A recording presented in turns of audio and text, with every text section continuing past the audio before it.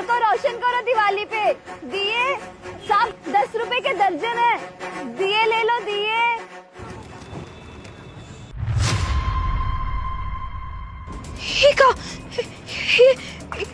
इतने सारे पैसे हमारे टोकरे में, ये किसके पैसे? न जाने कौन हमारे टोकरे में इतने सारे पैसे रख गए।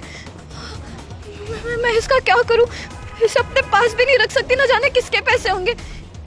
काम करती हूँ थाने जाकर पुलिस वालों को ये पैसे दे देती हूँ, वो इसके असली मालिक को वापस कर देंगे। हाँ।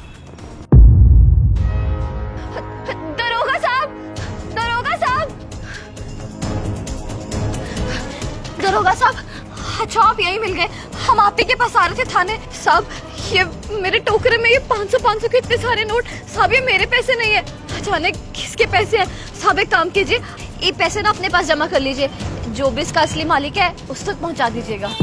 तुम लोगों की ईमानदारी ही ना तुम्हें गरीब से अमीर नहीं बनने देती। आप कौन है मैम साहब? और ये मैडम को कोई गलती से पैसे दे गया और ये पुलिस में जमा करवाने के लिए बोल रही है। अच्छा जरा ये बताइए पहले कि आप इन पैसों के मालिक को कैसे ढूंढेंगे? अरे हम पुलिस वाले हैं, हम अपने आप ढूंढ लेंगे, आप टेंशन मत लीजिए, समझी? बस रहने दीजिए। चोरी का जो भी सामान आए ना, चाहे पैसे आए, लैपटॉप आए, फोन आए, कुछ भी आए, उसके मालिक तक नहीं पहुंचता, सीधा पुलिस वालों की जेब में जाता है। और मैं तुम्हारी मदद करने की कोशिश कर रही थी, तुम ये क्या कर रही थी? मेम साहब आप मेरी मदद कर रही थी, मैं कुछ समझी नहीं। अभी थोड़ी देर पहले खड़े होके तुम ही बोल रही थी ना कि आज तुम्हारी बिक्री नहीं हुई, तुम्हारे जेब में पैसे नहीं है, और जब ये पैसे आ रहे हैं तो तुम इन पुलिस वालों को दे रही हो। मेम साहब हमें लगा कि हराम का पैसा है। ये हराम के पैसे नहीं है, ये तुम्हारे अपने पैसे हैं। मेम साहब मेरी कुछ समझ में नहीं आ रहा है, ये हमारे पैसे कैसे हो सकते हैं? तुम्हारे पति की मौत हो चुकी थी, जिसके इंश्योरेंस के पैसे तुम्हें अब तक नहीं मिले थे, और तो और मुझे ये भी पता है कि तुम अपने बच्चों को बहुत मुश्किल से पाल रही हो, इसीलिए मैंने ये पैसे तुम्हारी टोकरी में ऐसे डाल दिए। मेम साहब आप हो कौन? साहब मेरे पति के इंश्योरेंस के पैसे मेरे को दे दीजिए।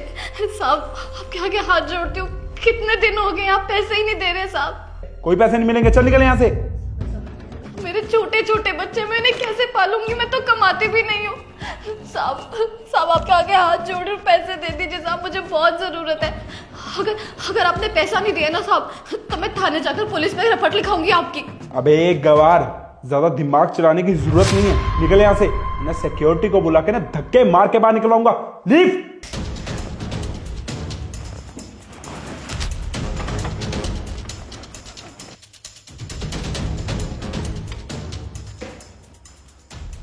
सर आपने ये बिल्कुल भी ठीक नहीं किया, आपको उनके इंश्योरेंस के पैसे दे देने चाहिए थे। ज्यादा दिमाग मत चलाओ, जाके अपना काम करो। मैंने ही ये पैसे उनके ड्रॉर से चुराए और तुम तक इस तरीके से पहुंचाए। मेम साहब आपने मुझ गरीब के लिए चोरी की? मैंने ये चोरी तुम्हारे लिए की, तुम्हारे हक के लिए की, क्योंकि ये इंश्योरेंस के पैसे तुम्हारे हैं, जो कि मेरे बॉस के धोखे की वजह से हमेशा से उन्हीं के पास थे, तुम तक कभी पहुंचे ही नहीं। पर ये पैसे तुम तक पहुंचने बहुत जरूरी थे। लाइए ये पैसे दीजिए। पहली बात तो तुम मानती ही नहीं कि ये पैसे इंश्योरेंस के हैं, इसलिए मैंने ये तरीका ढूंढा जिससे ये पैसे तुम तक पहुंच भी जाए और तुम्हें बुरा भी ना लगे। मेम साहब हमें लगा कि ये बेईमानी का पैसा है, और बेईमानी का पैसा हम नहीं रख सकते ना मेम साहब। अब जल्दी से जल्दी अपने घर पे जाओ, खुशियों से दिवाली मनाओ। बच्चे मेरा इंतजार कर रहे होंगे। शुक्रिया।